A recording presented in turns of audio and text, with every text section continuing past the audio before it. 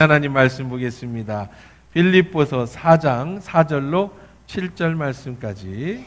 빌립보서 4장 4절로 7절 말씀입니다. 오늘 추수감사절 우리에게 주신 하나님 말씀입니다. 빌립보서 4장 4절로 7절 같이 읽겠습니다. 주 안에서 항상 기뻐하라. 내가 다시 말하노니 기뻐하라. 너희 관용을 모든 사람에게 알게 하라. 주께서 가까우시니라. 아무것도 염려하지 말고 다만 모든 일에 기도와 간구로 너희 구할 것을 감사함으로 하나님께 아뢰라. 그리하면 모든 지각에 뛰어난 하나님의 평강이 그리스도 예수 안에서 너희 마음과 생각을 지키시리라. 아멘. 하나님 말씀이었습니다. 할렐루야. 좋으신 하나님 고맙습니다. 이 시간에 주의 말씀 드리려고 합니다. 하나님의 음성이 들려진 은혜의 시간 되게 하옵소서. 예수님의 이름으로 기도합니다. 아멘. 어느 목사님께서 장애 어린이들을 가르치는 사회복지단체에서 경험한 이야기를 제게 해주셨는데 제가 그 얘기를 듣고 생각을 좀 많이 하게 됐습니다. 장애를 가진 아이들을 가르치는 선생님이 아이들의 옷을 입힐 때 혹은 아이들을 이렇게 교육할 때 꼭 그 앞에 예쁜이라고 하는 형용사를 넣더랍니다. 우리 누구 예쁜 손 어디 있지? 우리 누구 예쁜 입술 어디에 있어? 우리 누구 예쁜 눈은 어디에 있지? 이렇게 예쁜이라고 하는 단어를 계속해서 얘기를 하더랍니다.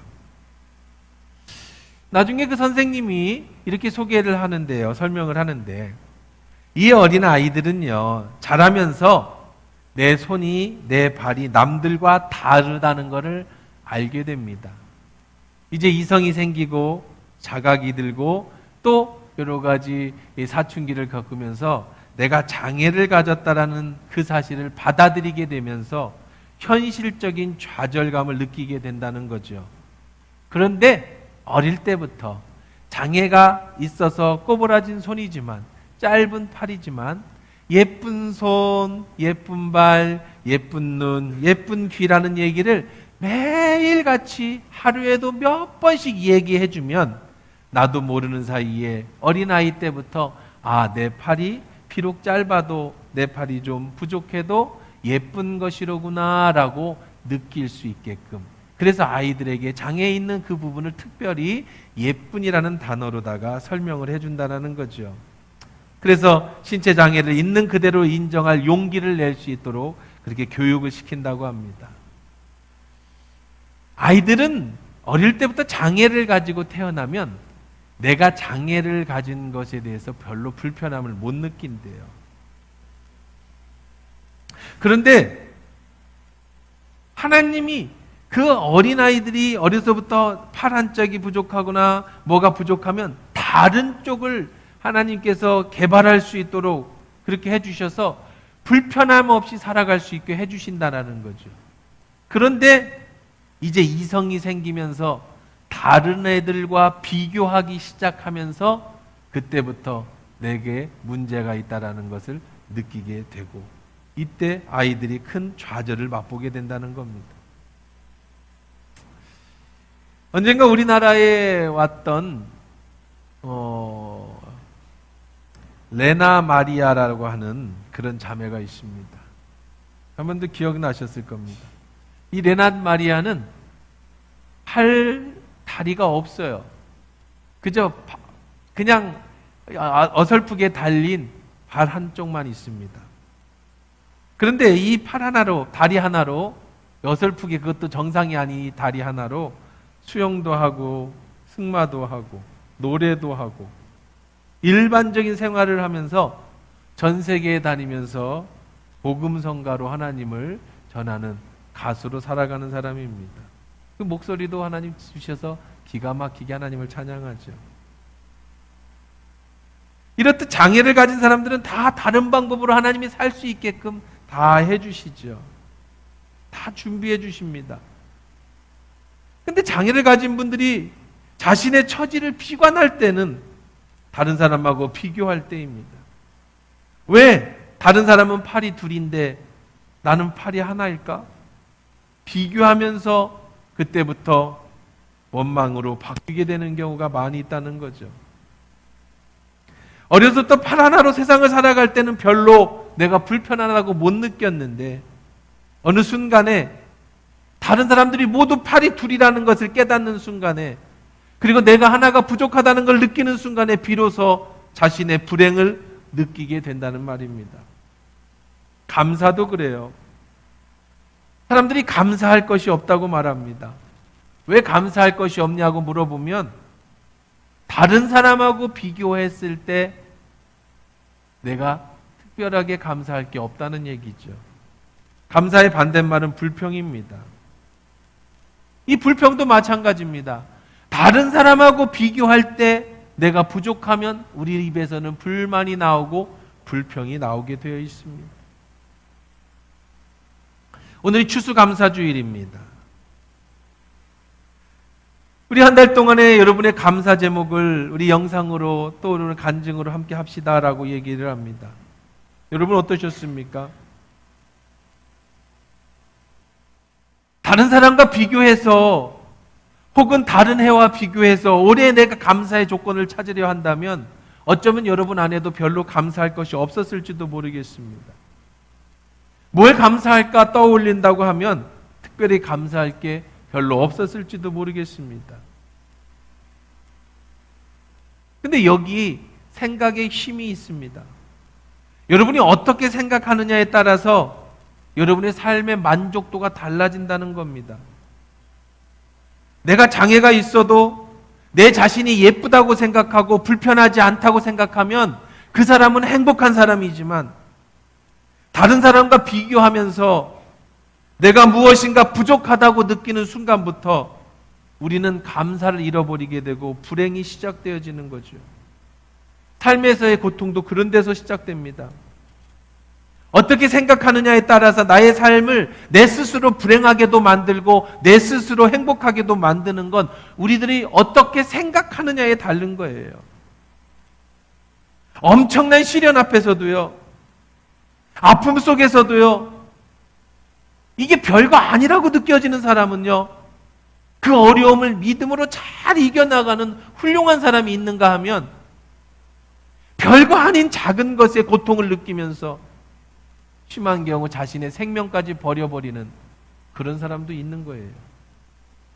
이게 전부 내가 내 마음에 어떻게 생각하느냐에 따라서, 그리고 다른 사람하고의 비교하면서부터 일어나는 일들입니다. 재밌는 상상을 한번 해봤습니다. 제가 챗GPT한테 그림을 그려달라고 그랬어요. 등에 팔이 2개 더 있는 사람을 그려줘. 그랬더니 이렇게 그려줬어요. 이런 생각을 해봤어요. 상상을 해보세요. 가정을 해봅시다. 모든 인간이 다 팔이 4개예요. 하나님이 그렇게 만드셨어요. 굉장히 편리할 것 같습니다. 2 팔로 박스를 들고 등에 있는 2 팔도 박스를 들면 한 번에 2개씩 옮길 수 있고요. 눈도요, 여기 앞에만 있지 말고 뒤에도 2개 있으면 어떨까 상상을 해봅니다. 그러면 뒤에서 일어나는 일들을 다 볼 수 있어요. 그러지 않겠습니까? 원래 4개가 팔인데 근데 내가 2개를 가지고 태어났어요. 사람들이 나한테 이렇게 얘기할 겁니다. 불편하지 않니? 뒤에 있는 건 안 잡아? 하고 어떻게 힘들어서? 남들이 다 눈이 4개인데 난 앞에만 2개 있으면 사람들이 얘기할 겁니다. 불안해서 어떻게 살아? 뒤에서 누가 널 공격하면 그냥 무방비 상태로 맞는 거야? 어떻게 하지? 불쌍히 여겨줄 겁니다. 근데 여러분, 팔이 4개여서 불편하다고 느끼신 분 계십니까?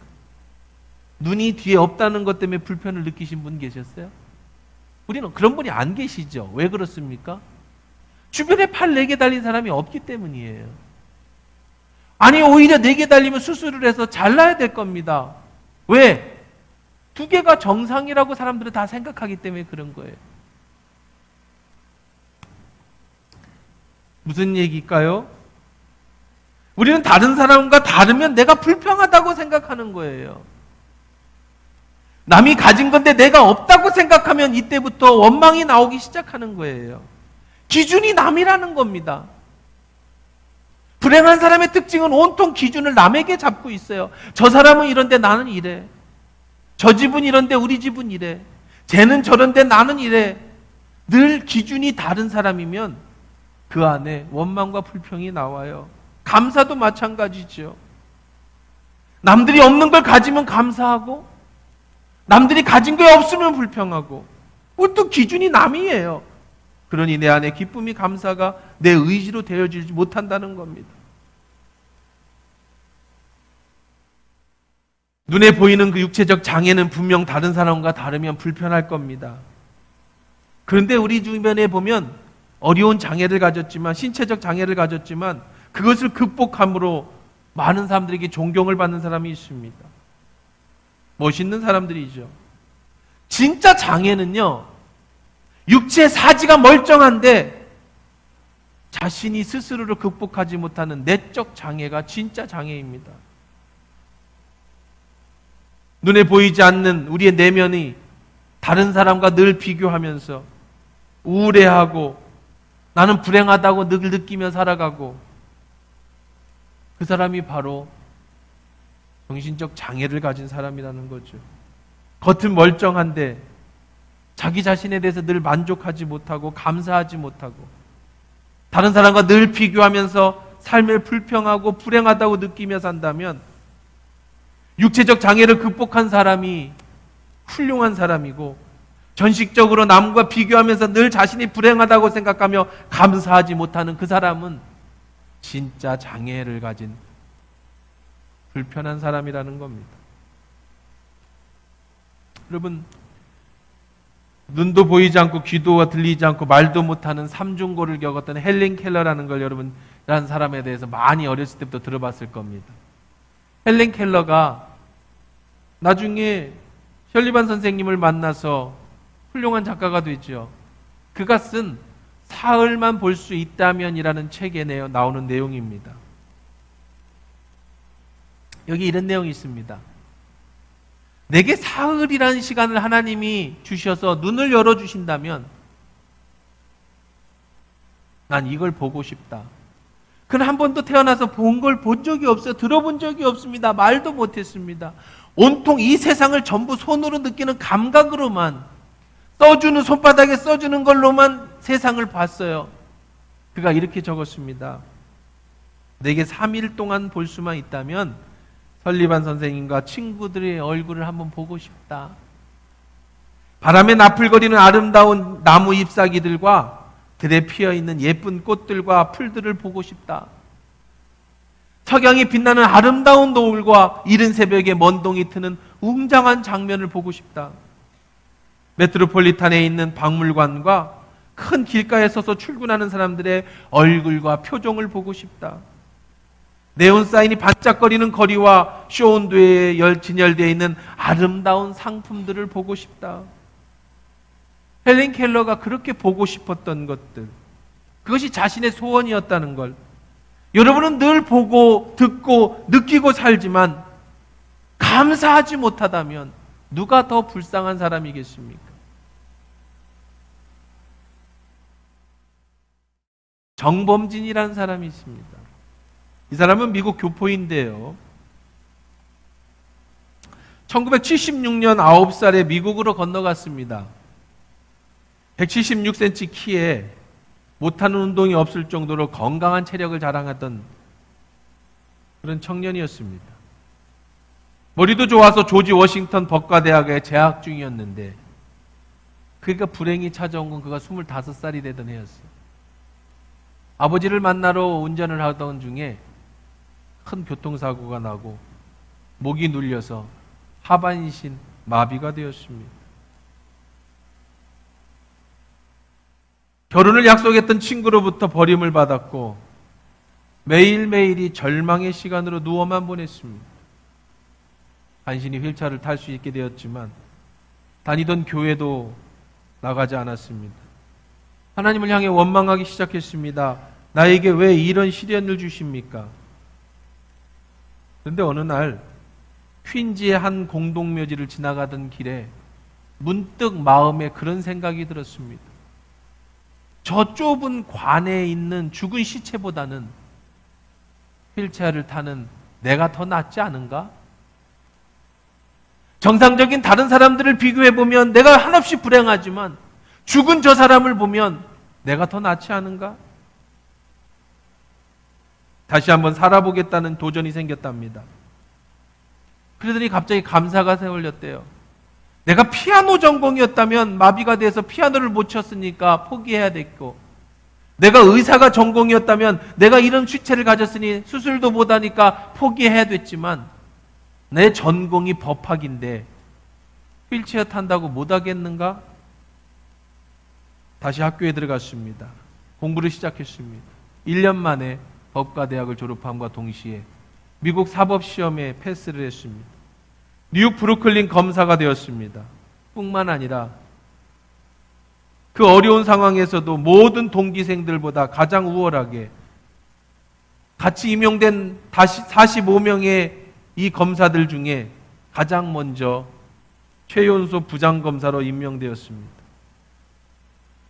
그는 그 책에서 이렇게 얘기합니다.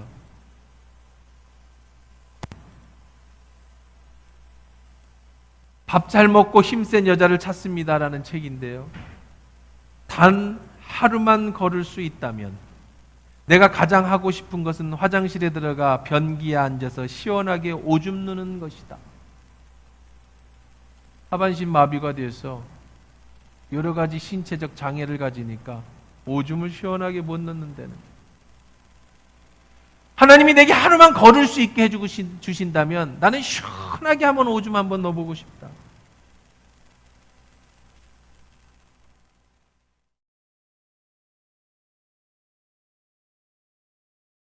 한 번은 화장실에 들어가서 2시간 동안 소변이 안 나와서 사투를 벌인 적이 있다고 그 책에 적어놨답니다. 최근에도 저희 친한 제 동기, 저하고 같은 나이의 목사 한 명과 또 연세가 좀 있으신 이제 은퇴가 몇 년 남으신 목사님 한 분, 두 분이 여러 가지 어려움을 겪고 콩팥이 나빠져서 투석을 하십니다. 참 힘들어하죠.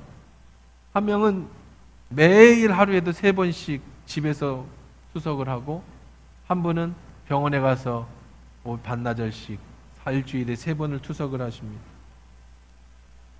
뭐가 제일 힘드냐고 물어보니까 똑같은 얘기를 합니다. 화장실이 제일 힘들다는 거예요.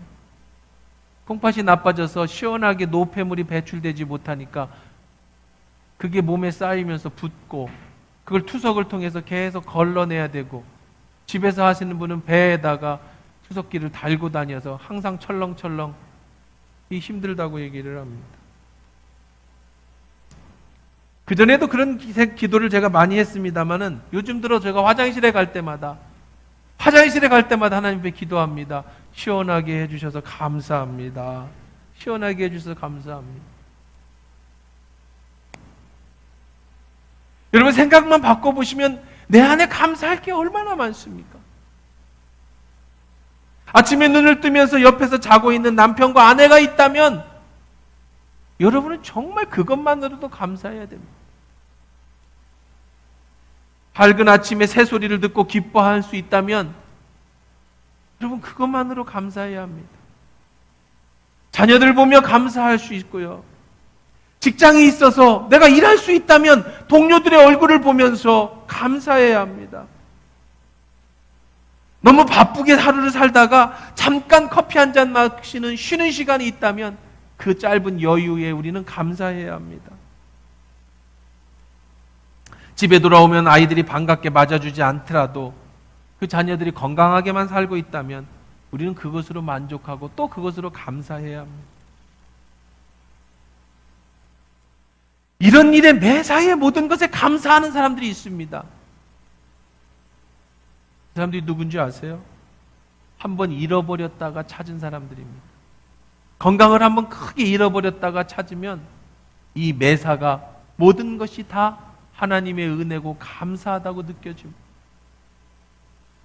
아이가 크게 한번 아팠다가 일어나면 공부 잘하는 것보다 건강한 것이 더 감사하다라는 걸 그때 진짜 고백하게 됩니다. 암병이 한번 걸렸다가 의사의 사형 선고를 받았음에도 하나님이 살려주셨으면 그 다음에 매일매일 눈을 뜨는 그 아침이 새벽이 감사할 조건들입니다. 근데 그건 참 안타깝죠. 잃고 나서 감사한다면 그건 안타까운 일이죠. 그저 오늘 우리가 가지고 있는 이 모든 것이 다 은혜고, 내가 이렇게 오늘 이 시간에 여러분이 이 자리에 와서 예배할 수 있다라는 것, 이것이 얼마나 큰 은혜요, 감사할 제목입니까? 포천 일동 감리교회 정학진 목사님이 쓴 시집 나무는 꼿꼿이 선채 임종을 맞는다라는 시가 있습니다. 그 시집이 있습니다. 축복과 사명의 차이라는 시인데요. 한번 읽어드릴게요. 모아모아병을 앓고 있는 15세 소녀의 투병을 지켜보다가 문득 건강한 것은 축복이 아니라 거룩한 부담이다. 사명임을 깨닫는다. 곰팡이 냄새나는 지하교회 서너 명 교인이 전부인 새빵교회에서 월세 내는 날을 두려워하는 미자립 교회가 존재하는 한 더 이상 예쁜 건물은 축복이 아니다. 부담이다. 사명이다. 뼈까지 말라붙는 쇠꽃쟁이 같은 마른 몸을 하고 목마른 눈초리로 쳐다보는 아프리카 검은 대륙의 저 어린 것들이 있는 한 하루 세 끼 따박따박 먹는 것은 더 이상 복이 아니다. 부끄러움이다. 잘 먹게 해주셔서 감사하다고 기도할 일이 아니다. 잘 먹게 되어 죄송하다고, 우리만 잘 먹게 돼 못내 죄송하다고, 내가 가진 걸 나눌 수 있는 용기를 달라고 기도해야 한다. 평생 한 번도 설교 요청을 받아보지 못하고 부흥회 한번 해보지 못한 동역자가 있는 한 더 이상 부흥회를 인도한다는 것은 자랑이 아니다. 두려움이다. 빛을 지고 살아왔다. 빚을 갚기 위해 뼈를 깎아 보석을 만들고 훈련과 성실로 내 영혼을 맑게 헹구어야 한다. 사랑하는 이를 잃고 가슴 아파 울고 있는 교우가 있는 한 더 이상 내 자식이 건강하게 자라는 것이 복이 아니다. 남들보다 앞서고 칭찬거리가 많은 게 자랑이 아니다. 다 입 다물고 겸손히 그분의 은혜를 기억해야 할 일이다.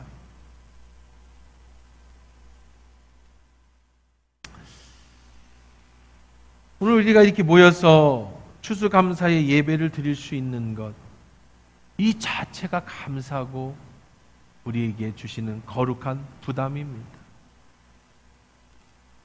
우리가 함께 이렇게 좋은 곳에서 말씀을 들을 수 있고 함께 예배할 수 있는 것은 축복이며 동시에 거룩한 부담입니다.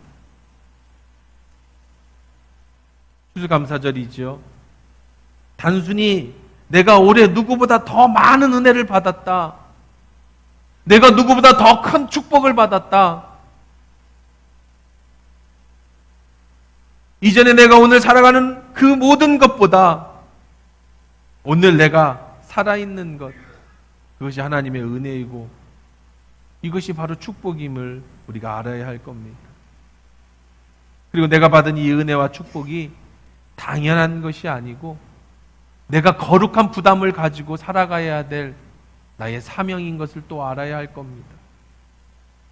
저는 2주 전에 치앙마이 선교를 다녀왔습니다. 거기에 있는 많은 선교사님, 많은 목사님들 앞에서 말씀을 전하고 그들에게 하나님의 복음을 전한 것도 인상적이었지만 우리 교회와 함께할 자매교회를 선택하고 보고 돌아왔습니다. 우리가 함께할 교회를 한번 소개해 보겠습니다. 그 플레이 좀 눌러봐 주세요. 드림 메호이응원 선교센터는 태국 치앙마이 도이사켓 지역의 메호이응원에서 하나님의 복음을 전하고 지역사회를 변화시키겠다는 비전을 품고 개척된 교회입니다.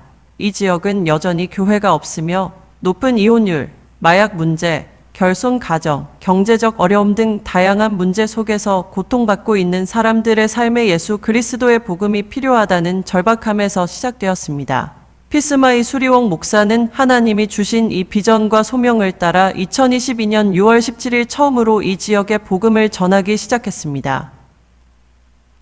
이후 하나님의 은혜로 믿음을 갖게 된 이들이 생겨났고 2023년 4월 15일 주요 도로 인근 메호이응원 191번지에 위치한 집을 임대해 드림 메호이응원 선교센터를 정식으로 개원하고 주일 예배를 시작했습니다. 이 센터는 치앙마이 드림 교회와 태국 기독교 협의회 제1교구가 후원 및 관리하고 있습니다. 사역자 소개.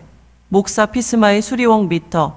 태국 기독교 협의회 제1교구 소속 생년월일 1982년 3월 1일 42세 가족 남편 볼락 수리웡 목사 52세 베로아 신학교에서 성경을 가르치며 사역 중 두 아들 판타콘 수리웡 16세 고등학교 4학년 폴라콘 수리웡 13세 학력 치앙마이 파야프 대학교 매극일바리 신학교에서 신학학사 학위 취득 드림 메호이응원 선교센터 사역 목표 및 비전 복음 전파 및 지역 교회 설립 메호이응원 지역 주민들이 예수 그리스도의 복음을 듣고 구세주로 영접할 수 있도록 하고 이 지역에 교회를 세워 지역 주민이 하나님과의 관계를 맺고 성장하도록 돕습니다. 어린이 및 청소년 양육 어린이와 청소년이 복음을 듣고 하나님의 말씀으로 삶의 기초를 다지며 신앙 안에서 성장할 수 있도록 지원합니다. 지역사회 복음화 복음을 통해 메호이응원 지역사회가 평화롭고 하나님의 축복을 받는 공동체로 변화될 수 있도록 돕습니다. 제자 양육 예수 그리스도의 제자가 될 수 있도록 신자들을 양육하여 믿음의 깊이를 더하고 각자가 믿음의 빛을 드러내는 삶을 살 수 있도록 지원합니다.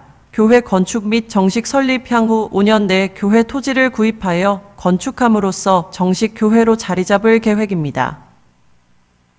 현재 주요 사역 및 활동 무료 영어, 교육 사역 시간 매주 토요일 오전 9시에서 12시 내용 지역 어린이들에게 영어를 무료로 가르치며 평균 25명의 학생들이 참여하고 있습니다. 수업은 기독교 노래와 성경 이야기를 통해 아이들이 예수님을 알고 신뢰하도록 돕고 있습니다. 영어 수업은 빌라 수지리키 파이산 선생님이 담당하고 있으며 학부모들은 자녀들을 꾸준히 보내며 큰 관심을 보이고 있습니다.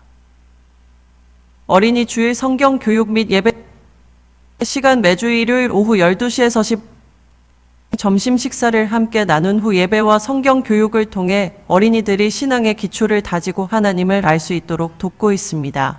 예배와 활동을 통해 아이들이 믿음 안에서 성장할 수 있도록 하여 미래의 사회에 긍정적인 영향을 미칠 수 있도록 인도하고 있습니다.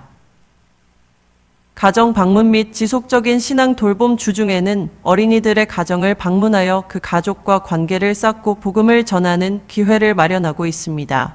대부분의 어린이들은 이혼 가정, 결손 가정, 경제적 어려움 속에서 자라며 부모가 마약 관련 범죄로 수감된 경우도 많습니다. 일부 가정에서는 병이나 장애로 어려움을 겪고 있어 우리는 이들에게 예수 그리스도의 복음을 소망으로 전하고 있으며 필요한 가정에는 물리치료나 병원 동행 등을 통해 실질적인 도움을 제공하고 있습니다. 돌봄 더불어 경제적으로 어려운 어린이들에게 장학금을 지원하여 이들에게 하나님의 사랑을 실천하고 격려하고자 합니다. 올해는 약 20명의 어린이들에게 장학금을 지원할 수 있도록 재정이 마련되기를 기도하고 있습니다.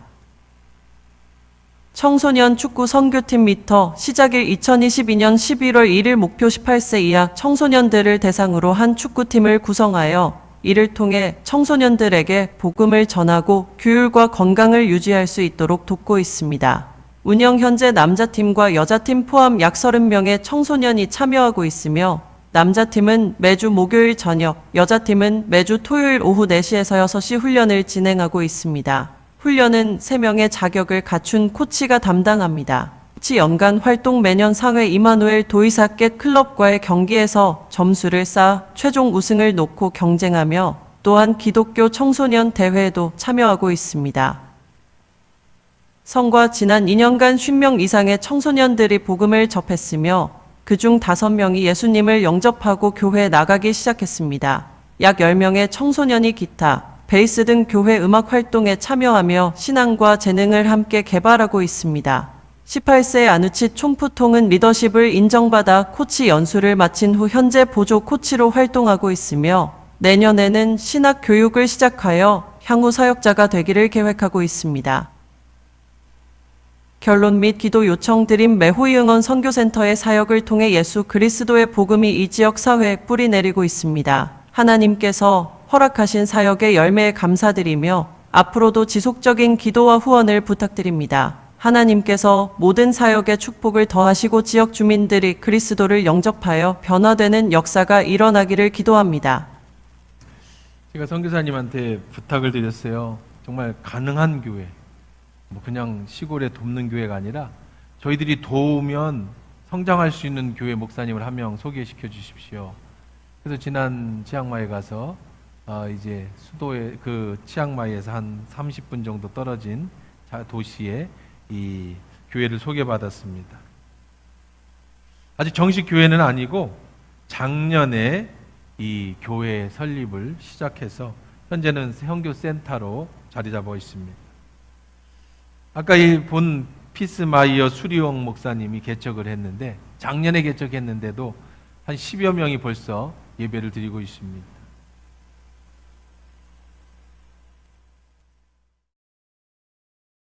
이 목사님은 원래 안정되게 100여 명 이상 되는 큰 교회에서 목회를 하시다가 한 5년 전부터 이쪽 교회가 아예 없고 복음이 전혀 들어가지 않은 마을에 들어가서 복음을 전하시다가 이제 그 교회를 사임하고 아예 거기에 이 선교센터를 하나 얻어서 거기서 마을에서 전도하면서 교회를 시작하셨습니다. 채 1년이 안 됐는데 이제 많은 성과가 있어요. 그 아이들을 영어 교육을 미국에서 영어 공부를 하고 온 어떤 자원목사 선생님을 만나서 그 지역에 있는 어린이들 영어 교육을 시킨다고 하니까 그 불교 국가인데 벌써 25명의 아이들이 매주 와서 영어 공부를 하고 있습니다. 태국이라는 나라는요 1%가 안 됩니다. 기독교인이. 왜냐하면 내가 교회를 다니면 우리 집안 전부가 이 불교에서 말하는 윤회가 끊어진다고 생각합니다. 윤회가 끊어지면 다음 세대에 더 하층 천민으로 태어나거나 개나 짐승으로 태어날 거라고 생각을 해요. 그러니까 내가 교회 다니는 게 우리 부모가 그리고 내 자식에게까지 영향을 미친다고 생각하니까 쉽게 교회 나올 수가 없는 거예요. 근데 그들에게 갈 수 있는 방법은 어린아이들, 고아들, 청소년들. 그래서 이 아이들을 가보면 이 마을에 가니까 이 마약 때문에 고아애들이 참 많고 그래서 이 아이들을 데려다가 가르치고 공부시키면서 또 특히 연합적으로 축구팀을 만들어가지고 축구를 통해서 선교를 하고 이런 귀한 사역을 잘 감당하고 계시더라고요. 제가 가서 이렇게 얘기했습니다. 저는 이 교회를 교회당을 져줄 생각은 없습니다. 필요하다면 교회당을 져주겠지요. 한국 교회들이 자꾸 치앙마이에 가서 막 교회당을 짓고 사진 찍고 우리가 이렇게 교회를 몇 개 지었어, 예배당을 몇 개 지었어 이런 자랑을 하고 그러다 보니까 한 교회를 5교회가 져줬다고 서로 싸우고 이런 엉터리 같은 일들이 많이 펼쳐집니다. 저는 그러고 싶은 마음이 전혀 없다고 말했습니다. 그래서 물어봤어요. 너희 교회를 돕는 한국 교회가 있냐? 없습니다. 개척한 지 1년 됐습니다. 그럼 내가 너를 도울 수 있는데 내가 우리 교회가 너를 도울 수 있는 방법은 네가 하는 사역을 도울 수 있다. 네가 무슨 사역을 한다든지 우리가 도울 수 있는 최선을 다해서 돕겠다.